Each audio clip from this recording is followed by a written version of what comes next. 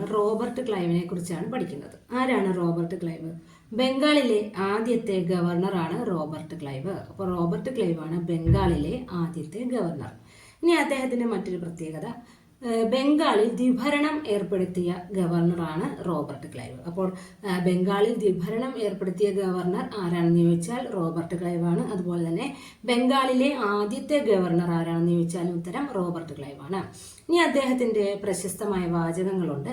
എനിക്ക് 2000 പട്ടാളക്കാരെ അയച്ചു തരിക, ഞാൻ ഭാരതത്തെ പിടിച്ചടക്കാം എന്ന് പറഞ്ഞ ഗവർണറാണ് റോബർട്ട് ക്ലൈവ്. അപ്പോൾ അദ്ദേഹം പറഞ്ഞ വാക്യം ഇതാണ്: എനിക്ക് 2000 പട്ടാളക്കാരെ അയച്ചു തരിക, ഞാൻ ഭാരതത്തെ പിടിച്ചുകെട്ടാം.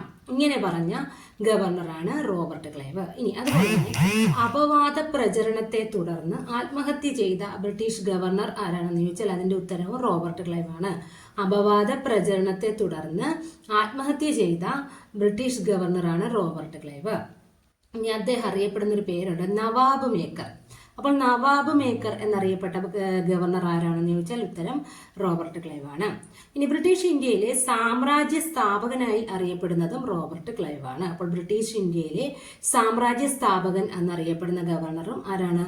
റോബർട്ട് ക്ലൈവ് ആണ്. ഇനി റോബർട്ട് ക്ലൈവിനെ സ്വർഗത്തിൽ ജനിച്ച യോദ്ധാവ് എന്ന് വിശേഷിപ്പിച്ചിട്ടുണ്ട്. ആരാണ് അങ്ങനെ വിശേഷിപ്പിച്ചത്? ബ്രിട്ടീഷ് പ്രധാനമന്ത്രിയായിരുന്ന ചാത്താം പ്രഭുവാണ് റോബർട്ട് ക്ലൈവിനെ സ്വർഗത്തിൽ ജനിച്ച യോദ്ധാവ് എന്ന് വിശേഷിപ്പിച്ചത്. ഇനി റോബർട്ട് ക്ലൈവിനെ കുറിച്ചുള്ള കാര്യം പഠിക്കുമ്പോൾ നമ്മൾ കുറച്ച് വിശേഷണങ്ങൾ നോക്കണം.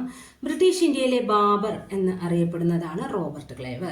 എന്നാൽ ബ്രിട്ടീഷ് ഇന്ത്യയിലെ അക്ബർ എന്നറിയപ്പെടുന്നത് റിച്ചാർഡ് വെല്ലസ്ലിയാണ്. അപ്പോൾ ബ്രിട്ടീഷ് ഇന്ത്യയിലെ ബാബർ എന്നറിയപ്പെട്ടതാണ് റോബർട്ട് ക്ലൈവ്. എന്നാൽ ബ്രിട്ടീഷ് ഇന്ത്യയിലെ അക്ബർ എന്നറിയപ്പെടുന്നത് ആരായിരുന്നു?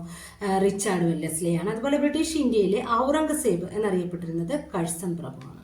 അപ്പോൾ ബ്രിട്ടീഷ് ഇന്ത്യയിലെ ഔറംഗസീബ്, കഴ്സൺ പ്രഭു, ബ്രിട്ടീഷ് ഇന്ത്യയിലെ അക്ബർ എന്നറിയപ്പെടുന്നത് റിച്ചാർഡ് വെല്ലസ്ലി, അതുപോലെ തന്നെ ബ്രിട്ടീഷ് ഇന്ത്യയിലെ ബാബർ എന്നറിയപ്പെട്ടിരുന്നത് ആണ് റോബർട്ട് ക്ലൈവ്.